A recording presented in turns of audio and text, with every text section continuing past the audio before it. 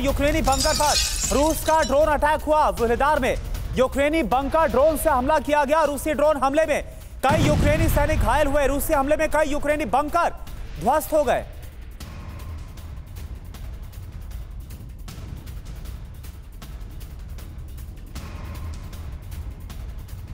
और एक और बड़ी खबर जयपुरिया से आ रही है। जयपुरिया में रूस का Mi-28 हेलीकॉप्टर से हमला हुआ है। यूक्रेनी बेस पर दागी Kh-39 मिसाइल। धमाके में यूक्रेनी सैनिकों का ठिकाना तबाह हो गया। हमले में कई यूक्रेनी सैनिकों की मौत भी हुई है।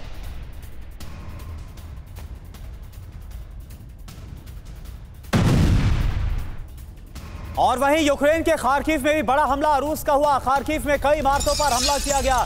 खार्किव हमले में 7 लोगों की मौत की खबर आ रही है। हवाई हमले में कई लोग घायल हुए हैं। ड्रोन और मिसाइल के जरिए इस हमले को अंजाम दिया गया है यूक्रेन के कई शहरों पर। और ये देखिए खार्किव की तस्वीर आपको हम दिखा रहे हैं, जहां पर ऊंची ऊंची इमारतों को टारगेट पर लिया गया।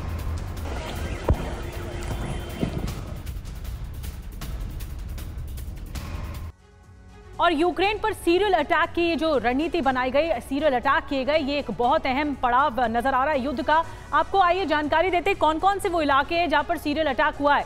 कीव, राजधानी कीव में हुआ है, खार्किव में हुआ है, पोल्टावा में हुआ है, लवीव में भी हुआ है। इसके अलावा खेरसोन और निप्रोपेस्कोस यहाँ पर भी हमले हुए हैं। निकोलेव में हमले हुए हैं, चर्निगोव में भी हमले बताए जा रहे हैं, विनीत्सिया में भी हमले हुए हैं और करुणा मिरगोरोद में भी हमले बताए जा रहे हैं।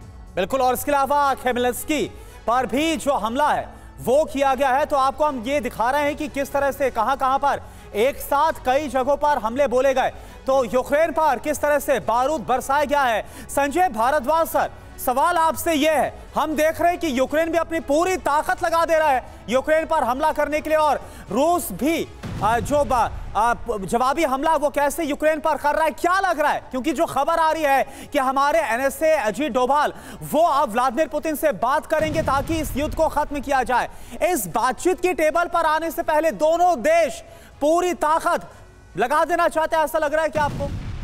देखिए, मैं पहले भारत से और अजीत डोभाल जी से शुरुआत करना चाहता हूँ। देखिए, भारत क्या है? भारत बुद्धा का देश है, भारत गांधी का देश है, भारत वसुधैव कुटुंबकम की बात करता है, शांति की बात करता है। भारत ने कहा हम कभी न्यूट्रल नहीं है, हम हमेशा पीस के साथ हैं। नरेंद्र मोदी जी ने कहा था ये दौर जो है युद्ध का दौर नहीं है, हम शांति चाहते हैं। डायलॉग और डिप्लोमेसी के माध्यम से हम हर कॉन्फ्लिक्ट का समाधान की बात करते हैं। कभी एग्रेसिव नहीं, एक सॉफ्ट पावर के रूप में भारत काम करना चाहता है। अब जहाँ पर लड़ाई जो चल रही है रूस और यूक्रेन के बीच में, तो ये बात मान के चलिए कि लड़ाई कहाँ से शुरू हुई कि रशिया को थ्रेट हुआ कि नाटो का एक्सपेंशन हो रहा है। तो रशिया ने बैलेंस ऑफ थ्रेट को ध्यान में रखते हुए यूक्रेन को न्यूट्रल करने का एक प्रोटेक्टिव जोन बनाने का प्रयास किया कि हम यूक्रेन को नाटो में शामिल नहीं होने दें, क्योंकि अगर नाटो यूक्रेन में आ गया तो जो थ्रेट है वो रशियन बॉर्डर पे पहुंच जाएगी और उससे कॉन्फ्लिक्ट हुआ। अब कैसे इसका समाधान हो सकता है,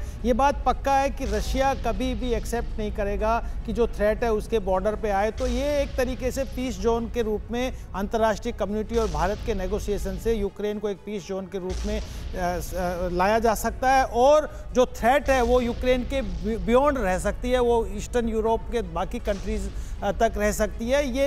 लेकिन इसके लिए मुझे जो इमीडिएट स्ट्रेटजी लग रही है यूक्रेन और रशिया की, कि दोनों एक तरीके से धुआंधार जो एक बमबारी हो रही है, मिसाइल्स अटैक्स हो रहे हैं, कोई लॉन्ग रेंज मिसाइल्स की बात कर रहे हैं, कोई ईरान से मिसाइल्स लेने की बात कर रहे हैं। ये मुझे लगता है कि अंतर्राष्ट्रीय कम्युनिटी का ध्यान अट्रैक्ट करें कि देखिए हम सफ़र कर रहे हैं, आप लोग दोनों देशों को इस वॉर में खपा देने की तरफ देख रहे हैं। तो मुझे लगता है कि ये भी अब एक तरीके से एग्जॉस्ट हो चुके हैं, अंतर्राष्ट्रीय कम्युनिटी को इसमें लाना चाहते हैं। और ये बात अभी देखिए इटालियन प्राइम मिनिस्टर ने बात कही, और यहाँ पे कहा गया कि भारत और मैक्सिको, भारत और ब्राज़ील ये 2 कंट्री हैं, और उसमें साथ साथ चाइना की तरफ भी इंडिकेट किया कि ये नेगोशिएट कर सकते हैं। लेकिन जो भारत का एक क्रेडेंशियल ट्रैक रिकॉर्ड है, लार्जेस्ट फंक्शनल डेमोक्रेसी, मुझे लगता है बहुत कंस्ट्रक्टिव रोल अदा करेगा। इसमें सबसे बड़ी बात जो हमारे नेशनल सिक्योरिटी एडवाइजर है, जो इतने लीजेंड और इतने एक्सपीरियंस व्यक्ति को, सबकी नजरें सर इसी पर हैं कि उनका जो दौरा होगा वो कितना महत्वपूर्ण होगा। संजय सर, बड़ी बात आपने कही कि कुछ ना कुछ कॉन्क्रीट बात निकलकर सामने आएगी और ये जो वॉर इतने दिनों से जारी है उस पर एक लगाम लग पाएगी।